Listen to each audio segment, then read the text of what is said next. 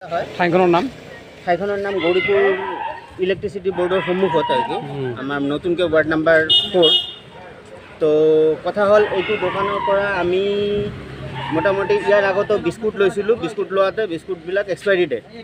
সেই expiry date তাৰপিছত মই সিহঁতক জনালোঁ যে তোমালোক এক্সপাইৰী ডেটৰ মালবিলাক বিক্ৰী কৰা। আমি নহয় বস্তুটো চাই পিনে ক'ব পাৰোঁ যে বস্তুটো এক্সপাইৰী ডেট আছে, কিন্তু আমাৰ ইয়াত যিহেতু দুখীয়া মানুহ আছে, কিছুমান অশিক্ষিত মানুহ আছে, সিহঁতেতো নাচায়, সিহঁতেতো চিধা বস্তুটো লৈ যাই পিনে খায়।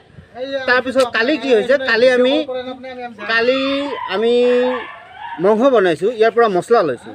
মছলাটো এক্সপাইৰী ডেট। তো ল'ৰাকেইটা যিকেইটা ল'ৰাই খাইছে সিহঁতৰ আটাইখিনিৰে পেটৰ প্ৰব্লেম হৈছে। প্ৰব্লেম হোৱাতে আমি সিহঁতক ক'লোঁ যে আপোনালোক এক্সপাইৰী ডেটৰ বস্তুটো কিয় বিক্ৰী কৰে? সিহঁতে কয় আমি নকৰিম। কিন্তু নকৰিম কোৱাৰ পিছতো সিহঁতে ৰেণ্ডাম বাৰ এক্সপাইৰী ডেটৰ মালবিলাকে বিক্ৰী কৰে। কি দোকান এখন? এইটো গালামাল দোকান হয়। কি বস্তু? মানুহটো কাজিগাঁৱৰ মানুহ। বিস্কুট আছে, দালি, চাউল, আটাইখিনি গালামালৰ বস্তু বিক্ৰী কৰে। সকলো সামগ্ৰীয়ে বিক্ৰী কৰে, কিন্তু তাৰ ভিতৰত আপুনি মেক্সিমাম সামগ্ৰী আপুনি চাওক, চেক কৰক। মেক্সিমাম সামগ্ৰী বিস্কুট চিস্কুট যি আছে এক্সপাইৰী ডেট ক্ৰছ হোৱা বস্তু আছে। মালিকজনৰ নাম মই নাজানো, নতুনকৈ দোকান দিছে। ল'ৰাটোৰ নামটো অনুপ সাহা, দোকানদাৰ। অনুপ সাহা, তাৰ দেউতাও কৰে দোকানটো। আপুনি কি বিচাৰিছে?